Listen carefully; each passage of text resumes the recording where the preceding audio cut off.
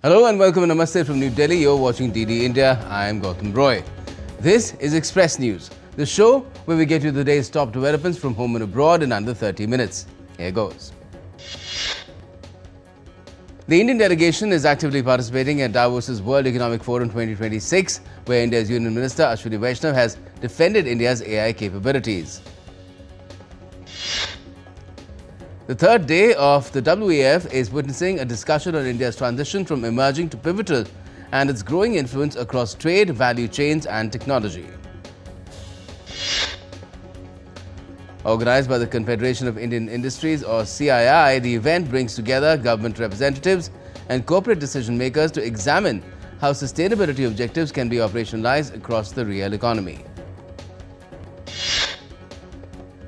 Union Minister Ashwini Vaishnav participated in a session on Can India Become the Third Largest Economy in the World? The session focused on opportunities, ease of doing business in India. Ashwini Vaishnav held a meeting with Google Cloud CEO Thomas Kurian and his team. Google has announced an investment of $15 billion over 5 years to build a 1 gigawatt AI data center hub in Visakhapatnam, Andhra Pradesh. On the sidelines of WEF, the minister also held a meeting with IBM CEO Arvind Krishna at Davos. Ashwini Vaishnav also spoke to Meta's Chief Global Affairs Officer Joel Kaplan at the World Economic Forum. During the summit, Gujarat Deputy Chief Minister Harsh Sanghvi met with key leaders from OpenAI and Cognizant to discuss integrating artificial intelligence and expanding digital infrastructure to drive the next wave of industrial growth in Gujarat. A session on strategic leadership in the bio-revolution, women powering innovation and global solutions was also held at the forum, where former Union Minister Smriti Irani said biotechnology is transforming how we respond to climate challenges. Maharashtra Chief Minister Devendra Fadnavis had an interaction with Hewlett-Packard Enterprise Chairperson Patricia F. Russo. Senior VP and Managing Director of India Bhavna Agarwal was also present during the meeting. Vice President C.P. Radhakrishnan is visiting Karnataka to participate as a chief guest at the 7th commemoration day of Sri Shivakumara Mahaswamiji at Sri Siddhaganga Mutt in Tumakuru. Northeast Indian states of Manipur, Tripura and Meghalaya are celebrating their statehood day on Wednesday. President Draupadi Murmu extended warm greetings to the people of these three northeastern states. Prime Minister Narendra Modi also greeted the people of the three northeastern states of Manipur, Tripura and Meghalaya on their statehood day. In a social media post, the PM expressed pride about the role played by the people of Manipur in India's development. India's External Affairs Minister Dr. S. Jaishankar held a meeting with Spain's Minister of Foreign Affairs, European Union and Cooperation, Jose Manuel Alvarez, in Delhi. In his opening remarks, Dr. Jaishankar lauded India and Spain's friendly relations rooted in shared democratic values and respect for multilateralism as well as rules-based order.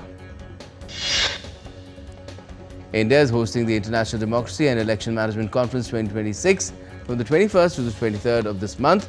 The three-day international conference is organized jointly by India International Institute of Democracy and Election Management as well as IDEA. Around 100 representatives from more than 70 countries are participating and about 42 election management institutions are also taking part. The conference includes an inaugural session, EMB Leaders Plenary and EMB Working Group meetings. The Republic Day Parade rehearsals are ongoing in the national capital. Indian Army's contingents took part in the Republic Day 2026 rehearsal parade at Kartavya Path. Major highlight was the debut of long-range anti-ship hypersonic glide missile. Traffic restrictions remain in place in central Delhi due to the movement of troops and equipment. Authorities have advised commuters to follow advisories and use alternative routes and have urged public to cooperate for smooth Republic Day preparations. Ships of the Indian Navy's first training squadron, INS Tir, INS Shardul, INS Sujata, along with ICGS Sarthi, made a port call at Belawan in Indonesia on Tuesday. The squadron was accorded a warm welcome by the Indonesian Navy with a ceremonial reception featuring traditional dance performances. The ships are presently on a training deployment in Southeast Asia. Indian equity indices ended on a negative note. Nifty was down 75 points to settle at 25,157.50.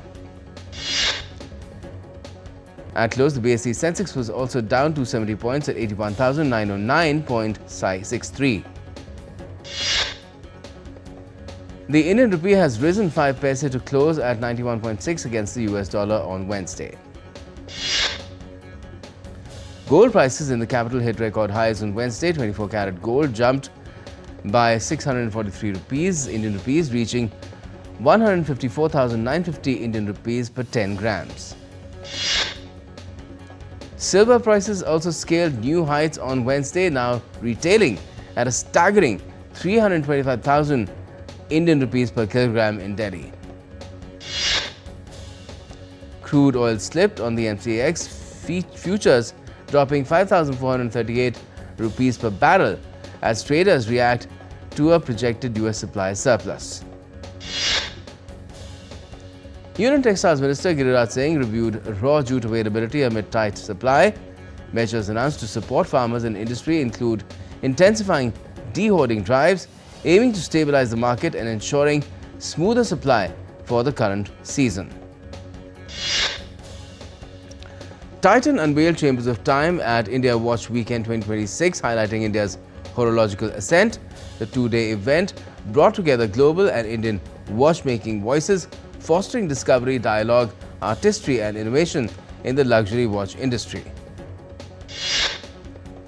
Netflix's stock fell over 5% Tuesday after forecasting flat revenue this quarter. Netflix posted $2.4 billion in profit on $12 billion of revenue last quarter, projecting $12.1 billion this quarter. But it has also surpassed 325 million subscribers, with Nielsen reporting a 10% rise in December viewership. The Stranger Things finale drew 15 billion minutes, while NFL Christmas Games and Knives Out 3 further boosted engagement. European Commission President Ursula von der Leyen has signalled at World Economic Forum in Davos that a historic free trade agreement between the EU and India is hitting its final stretch. US President Donald Trump has said on Tuesday, "You got to let the UN continue," when asked about his plans for a so-called Board of Peace. European leaders, rattled by Donald Trump's latest global gambit, are looking to present a united front in Davos as CEOs warn against an emotional response to the US president's ambition to take over Greenland. Israel's Prime Minister Benjamin Netanyahu has accepted US President Trump's invitation to join the Board of Peace, an initiative which aims initially to end the conflict in Gaza. Azerbaijan has also accepted an invitation from Trump to join his Board of Peace. Azerbaijan and Armenia were at war for nearly 4 decades over the mountainous region of Nagorno-Karabakh and reached a US-brokered peace agreement last August. French President Emmanuel Macron has said the European Union should not be bend to the law of the strongest after Trump has threatened to impose massive tariffs on French wine and champagne. Trump said he got along with the leaders of France and the UK, but he would not attend a Group of 7 nations meeting in Paris, with his comments coming during tensions with European powers over the Republicans' threat to take over Greenland. Trump, however, said on Tuesday he was considering involving Venezuelan opposition leader Maria Corina Machado in some capacity in her country, but did not say what role could she play. Venezuela's interim president Delcy Rodriguez has said that the country has received $300 million from oil sales. The first proceeds from Trump's announced 50 million barrel oil supply deal with Caracas following the capture of Nicolas Maduro. Syria announced a ceasefire with Kurdish forces in the northeast on Tuesday and gave them 4 days to negotiate reintegration into the central government, with their main ally, the United States, urged them to accept. The US plans to reduce the number of personnel it has stationed within several key NATO command centers. The US will eliminate roughly 200 positions from the NATO entities, which oversee and plan the alliance's military and intelligence operations. Meanwhile, Trump said on Tuesday that the United States and NATO will come to an agreement on the future of Greenland, which will satisfy all sides. Earlier in the day, Trump said there was no going back on his goal to control Greenland, refusing to rule out taking the Arctic island by force. The US State Department has approved the potential sale of maritime patrol and reconnaissance aircraft and lightweight torpedoes and related equipment to Singapore in a deal valued at an estimated $2.3 billion. A Russia air attack cut power to more than 1 million Kyiv residents and impacted substations carrying power from Ukraine's atomic plants on Tuesday, prompting Ukraine to warn that Moscow was using the risk of nuclear disaster as a tool of coercion. Nigeria's police have rejected reports that worshippers were abducted from churches in Kaduna State on Sunday, calling the claims false and accusing unnamed actors of spreading misinformation to incite unrest. A Japanese court has sentenced former Prime Minister Shinzo Abe's killer to life in prison on Wednesday.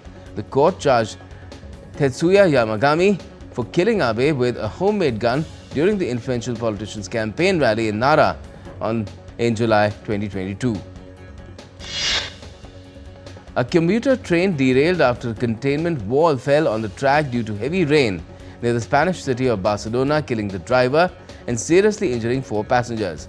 The accident took place just 2 days after a high-speed train collision near Ademuz that killed 42 people. Thousands of US workers and students marched through cities and university campuses in opposition to the immigration policies of President Donald Trump. On the first anniversary of Trump's second term, protests sprang up across the country against his immigration crackdown. Peruvian President Jose Jerry has been asked to appear before Congress to clarify meetings he held with a Chinese businessman outside of his official agenda, which is being investigated by the public prosecutor. Mexico has sent another 37 alleged members of criminal organizations to the United States. The handover of alleged cartel members is the third major transfer in the past year and brings the total number of transferred inmates to 92.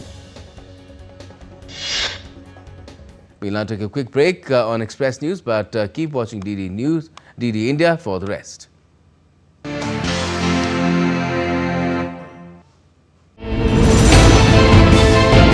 Geopolitics and trade deals. Economic challenges amid development. Hard work and the path to prosperity. It's the economy always. Between walkers, money is what money does and says. Supply creates its own demand. Between the bulls pulls and bears tears. When supply chains globalization and India rises to the podium. We'll get you centered with the Economic Brief at 8 p.m. every Thursday on DD India.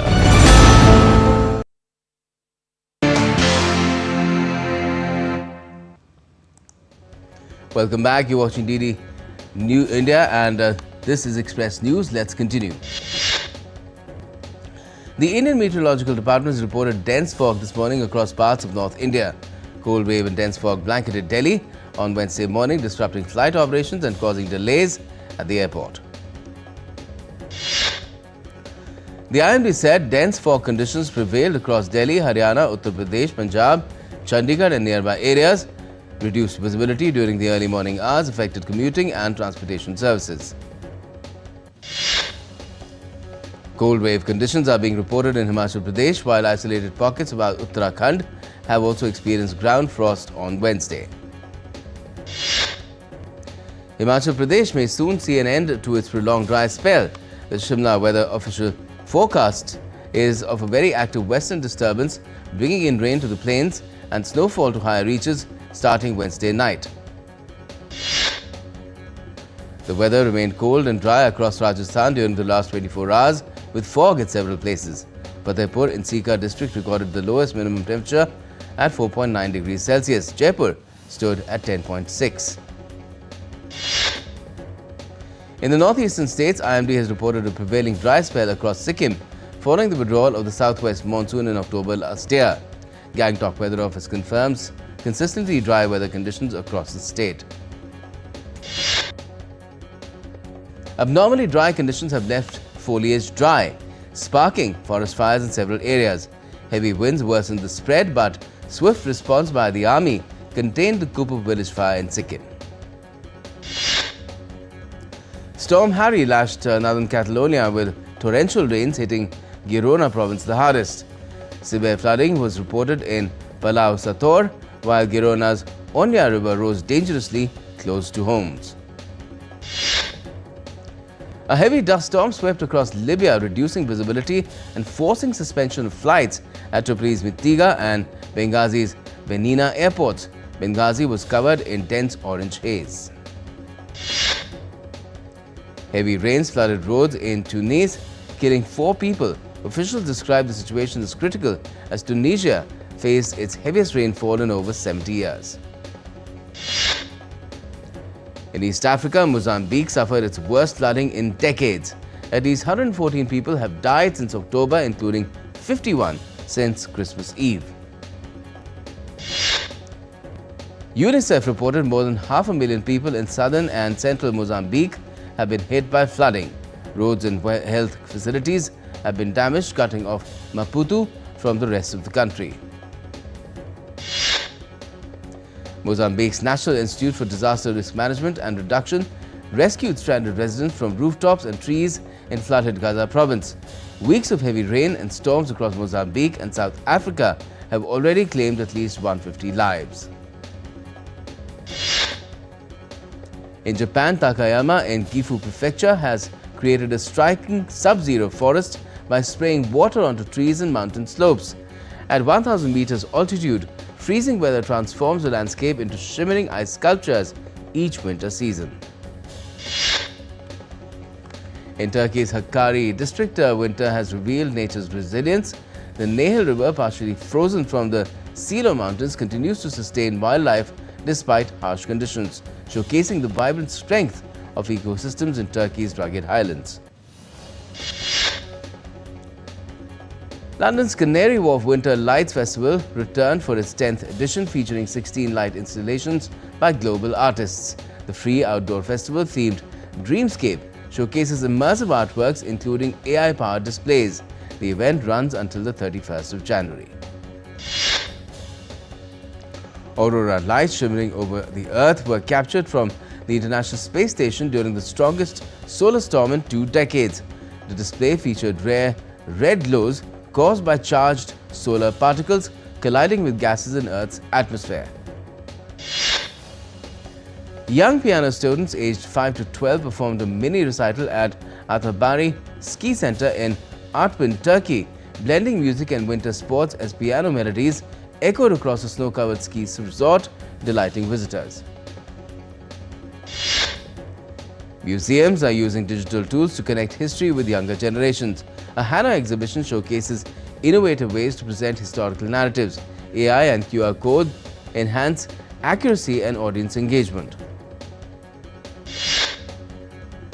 2 UNESCO-listed Anatolian traditions met on the same stage in Turkey.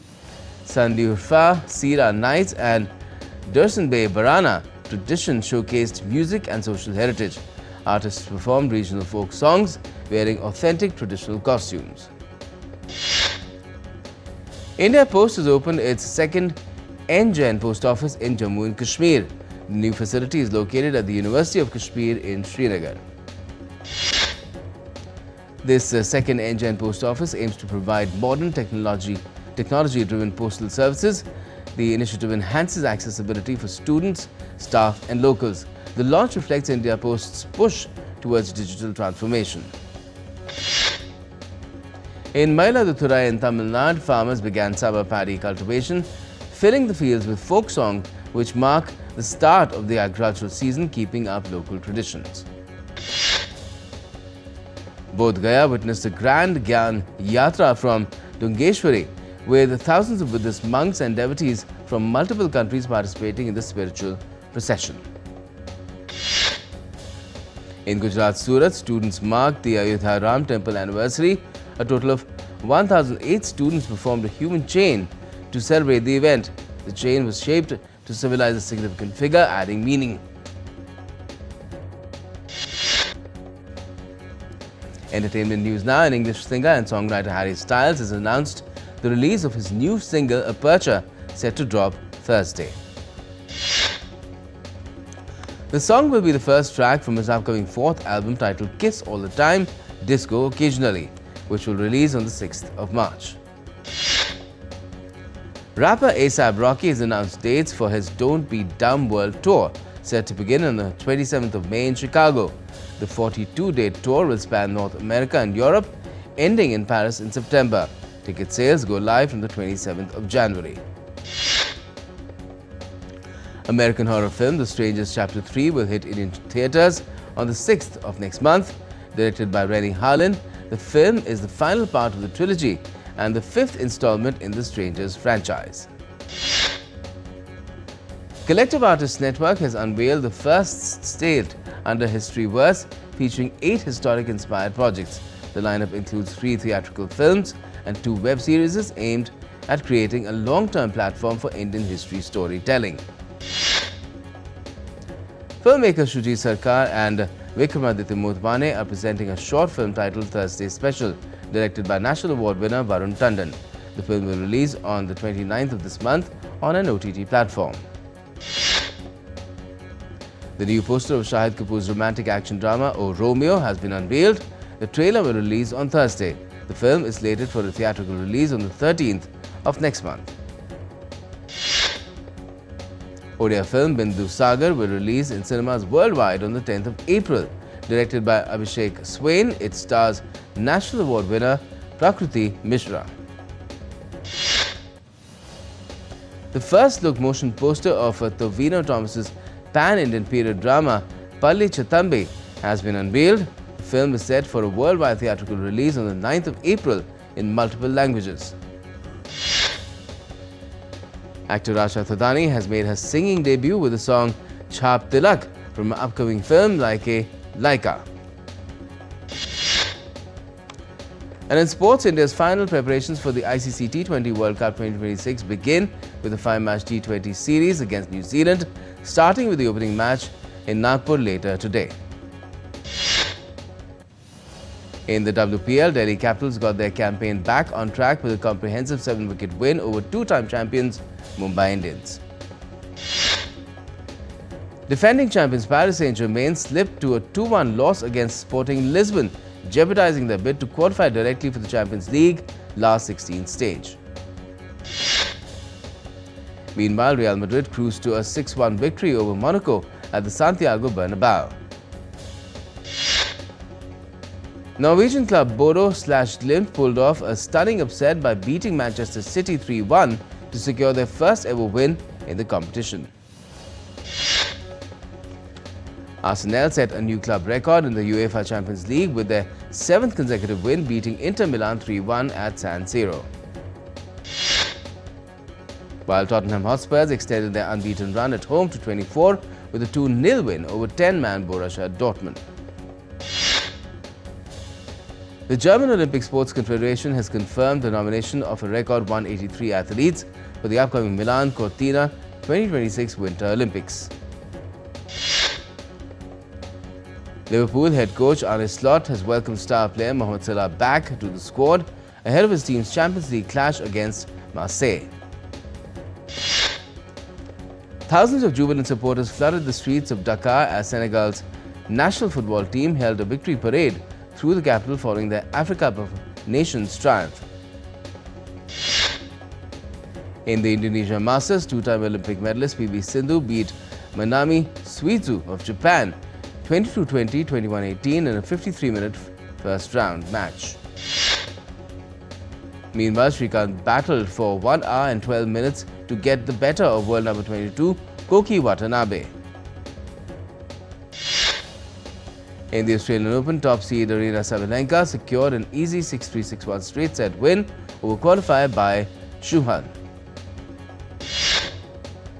Meanwhile, third seed Goff was equally clinical against Serbia's Olga Danilovic who ended Venus Williams' campaign in round 1. And men's world number 1 Carlos Alcaraz started his bid for a career Grand Slam with a 3-set win over home hope Adam Walton. And that's all we have at the moment in Express News. All the latest continues right here on DD India. Stay with us.